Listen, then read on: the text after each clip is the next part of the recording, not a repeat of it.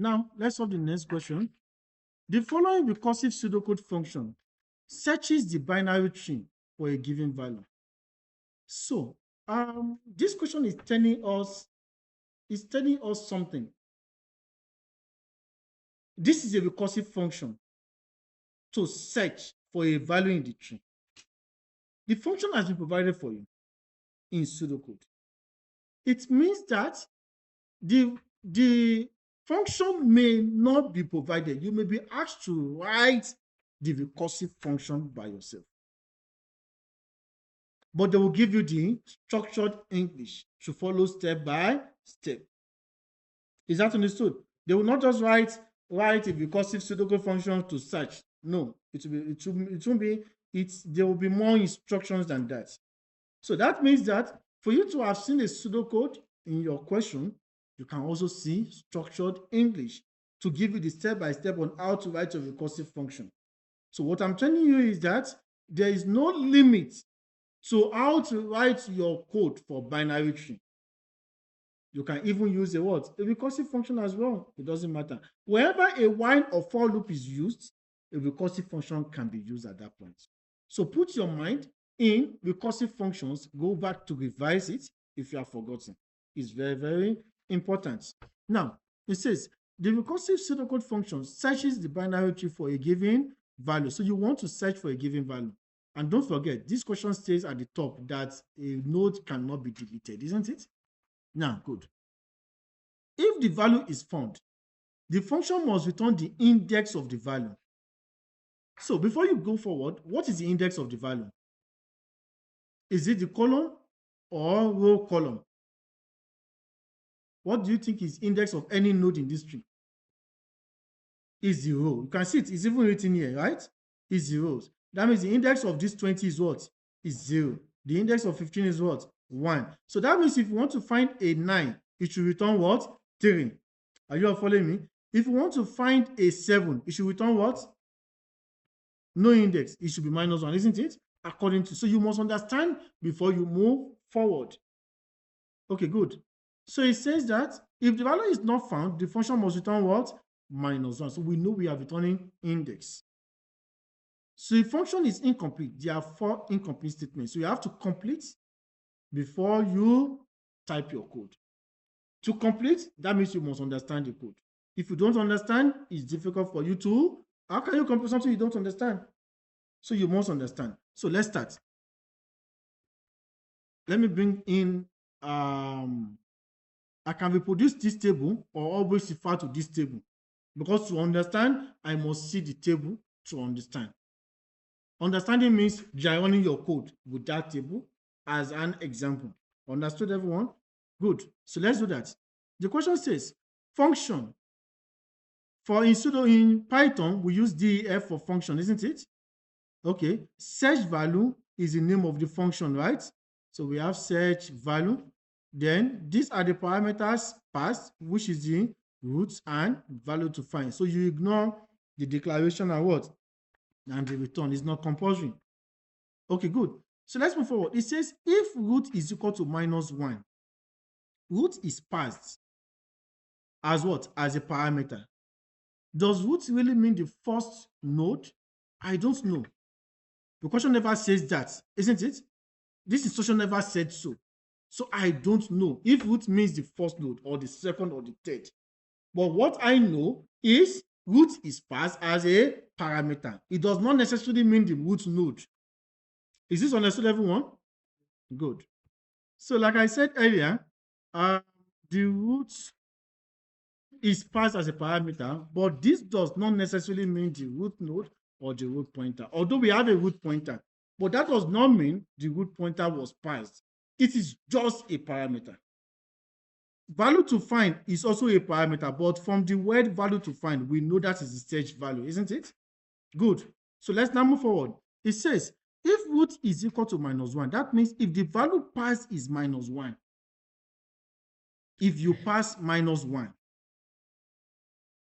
if minus pass 1 was passed as a parameter, what do you return?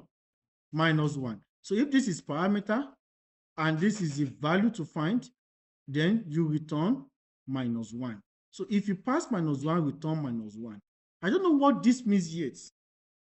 According to this question, I don't know. It doesn't mean the root node. It doesn't mean the root pointer. It doesn't mean I am checking if it is empty or full. It just means if you pass -1, return what? -1. And of course, you know when you return, what does that mean? That is the end of the function, isn't it? Okay, good. So else, that means if -1 was not passed, if array nodes root, 1 is equal to value to find, that means if the array of the value passed, that is, if value passed was maybe 0, 1, 2, value passed can be any value. Do you understand? So that means if the value passed is, let's say, 0, that means it will be what? Array nodes 0, 1, isn't it? If the value passed was 1, that would be what? Array nodes what? 1, 1. Is that understood? If the value passed was 2, I hope this is not confusing. I'm talking about the parameter pass, isn't it? If value pass was 2, that means it is what? 2, 1. That means I was always checking at index 1, isn't it? So what is the value at index 1? That is the data. That means I want to compare the data with the what? With the value to find. Is that understood? But at any of the index. Are you all following me? At any of the index, I am comparing the data to the value to be found. That means whenever I compare any of this data at any of this index with the value to find and it is equal, then what do I return? That means the value has been found, isn't it? What am I supposed to return? The index. And what is the index that was passed? What is passed as a parameter? The index was passed as a parameter as what? As the root. Like I said, it does not necessarily mean the root pointer. It can be 0, it can be 1. That means I must return what? I must return the root. Is this understood, everyone? I must return the root. So that, because of that understanding, I knew how to perfectly fill this what? This space. You are not going to submit this pseudocode, but you are submitting the Python what? Equivalent. That means you must have filled the space before you can write the Python equivalent. Does that make sense, everyone? Good. So it now says else. Else means, that means, let's take, for example, let's use the data we have. Let's use the data we have. The data we have is what? 20, 15, 3, 9, 10, 58 minus 1. So let's assume we want to search for a 3, for example. If you want to search for a 3, what do you pass as parameter? As parameter, the first value you pass as parameter is what? Is 0, isn't it? What do you pass as the second value? 3. Is this understood, everyone? Understood? You want to search for a 3. You pass 0 as the root, then 3 as the value. So that means it's going to compare what? 0, 1, right? With the value. What is the value at 0, 1? It is 20, right? Is it equal to 3? No. So it comes to else. Is this understood, everyone? It comes to else. So we're going to use this to trace this other line of code, so we understand how to fill in or what happens at that point. So if we pass a 3, that we want to search for a 3, it now says if array knows root, 1, that is whatever we pass, if it is equal to what? -1. So the root we pass now is what? Is 0, isn't it? Are you all following me? So 0, 1 means the first value. Is that understood? If it is equal to what? -1. What does that imply? That means there is no value in the what? In the tree. Do you guys understand that? Because it says no value can be deleted. No node can be deleted. So if I pass 0 as a parameter, which is the first search, and 0, 1, which is the first value, if it is equal to -1, that means there is no value in this string. So what are we supposed to return when there is no value? Of course, we should return what? -1. So this is not a problem. It's already filled, right? So that has been understood. So like I said, in the first instance, this first if root is equal to -1 does not necessarily mean we are checking for the first value. We don't even know the value. So that means if I'm even passing 0 for the first time, this would have even what? This would have even finished the code, right? It would have even returned. So it depends on what I'm working on, but that is not a problem. Let's move forward. We're not feeling anything. We understand what this is, isn't it? So let's now come to this point. It now says that if array root, comma 1, if it is equal to the value search, we want to search for 3. We pass 0, isn't it? 0, comma 1 is equal to 3. What is the value at 0, comma 1? The value was 20, isn't it? According to this table, the value at 0, comma 1 is 20. Is it equal to 3? That means this line of code is not true, isn't it? Are you all following me? It is not true. Is this line of code true? Because 0 minus comma 1 is also 20, it's not minus 1, right? That means it will not execute this, it will not execute this. Are you all following me? Then it comes here to execute this.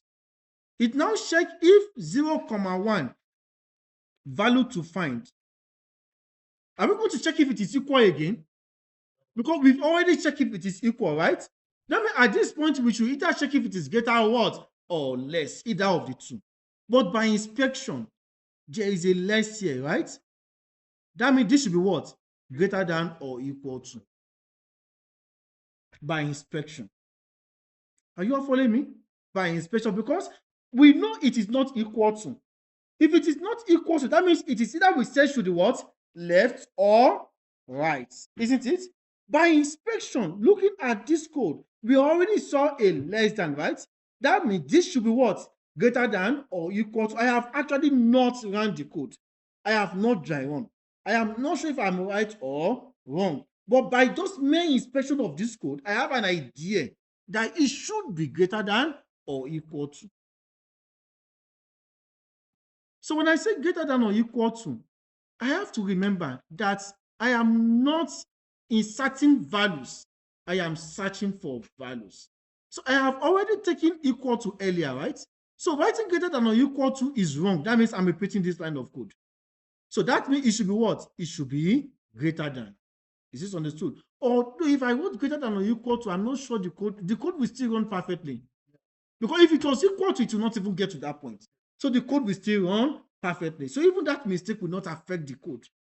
You guys understand that? So it should be what? It should be greater than. So by inspection, I don't have to waste my time. Since this is less than, then this must be what? Greater than. Is this understood? So what does that mean? That means that if I am searching for 3, I compare it with what? With 20. That means if the value I want to search was let's say 23. If the value I wanted to search was a 23, that means I need to pass 0 as root and 23 as search value, isn't it? Then at the first iteration, it's going to check if that value is equal to 23. Of course, it is not equal to. The value was 20, isn't it? So this is false. This is also false, right? Then it check if it is greater than 23. Is it greater than 23? No, it is not greater than 23, isn't it? Because the value was 20. It is not, then it should go to what? Else. It should go to the next statement. Are you all following me? But remember that I was actually working with what? With a what? With a 3, isn't it? I was working with a 3. So is that value greater than value to find? Yes, it is greater because the first value 0, 1 is what? Is 20. The value to find is what? Is 3. It is greater. Since it is greater, that means this condition is what? Is true since it's greater. Are you all following me? That means you are going to return search. Return means end this function, but we call the function again. Are you all following me? End this function, but what? We call the function again. Then that should be what? So when you're ending the function, if it is greater than, what does that mean? That means that value tends to the what? To the left. Is it to the right or the left? It's to the left because the first value is 20. We want to search a 3. So this 20 is the one greater than 3. But 3 is less than 20. Are you all following me? So you have to be very careful. So don't think it's to the right. It is to the what? It is to the left. The fact that you see greater than does not mean it must be to the right. You must understand the context. Are you all following me? Because we always say when it is greater, go to the right. It doesn't mean you have to go to, you must understand what the question is saying here. And that was why I say you don't assume. Read and understand, don't assume. Some students will go to the right, which is wrong. Then you now start conflicting with what? With the question, that the question was wrong. So, this 20 is greater than 3, which means 3 is less than 20. That means it tends towards the left. And at the left, what are you searching for the left? What are you searching at the left? You are searching for the left pointer to know if there is a value or not, isn't it? So that means you are going to search for the left pointer. That means the left pointer should be passed as what? As the root now and the parameter. Are you all following me? Are you all following me? Because you want to search at that left pointer, right? So that means you now pass it as what? As a parameter. And what is the left pointer? That should be 0, comma what? That should be root. That is 0, comma. What is the index? The column of the left pointer? 0. That means this should be root, comma 0, which is the left pointer. Are you all following me? The left pointer should be found at index what? In column 0. Sorry, I wrote it at the wrong position, right? Let me clean this. Okay, it is already written already, right? Oh, good. So that means I need to what? Pass. What am I going to pass here? Roots, right?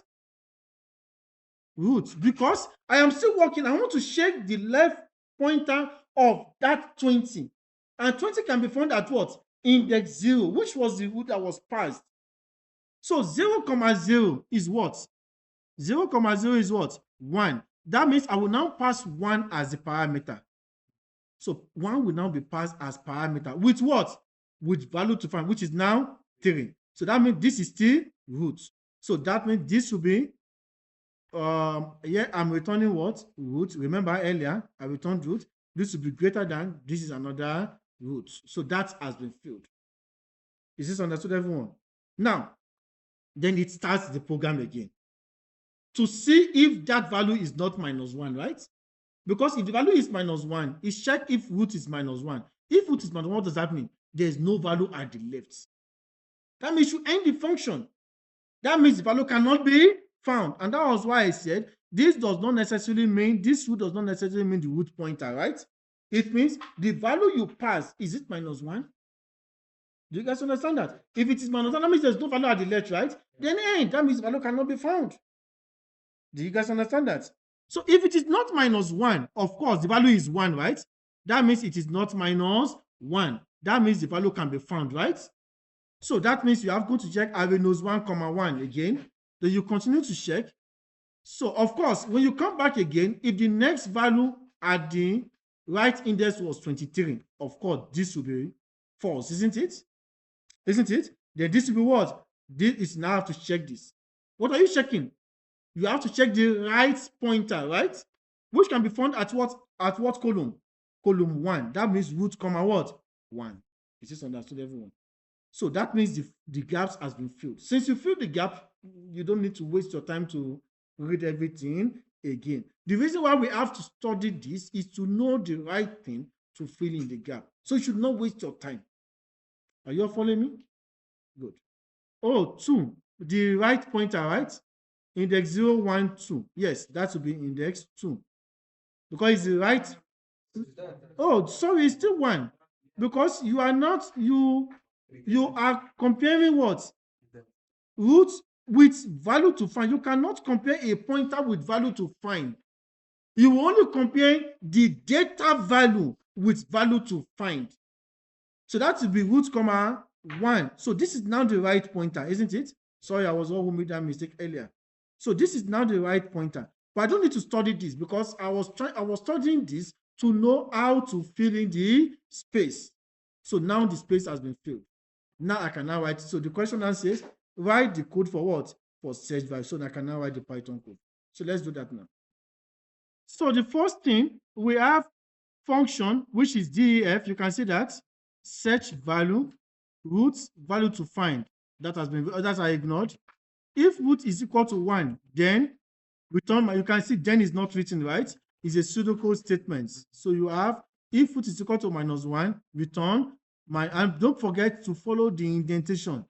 The indentation is very, very important. It matters. Okay, it's very, very important. You can see the if, then look at the else in the same indentation, right? So the else is in the same indentation. Then look at the next if inside indentation of what? Of else. You can see it inside, right?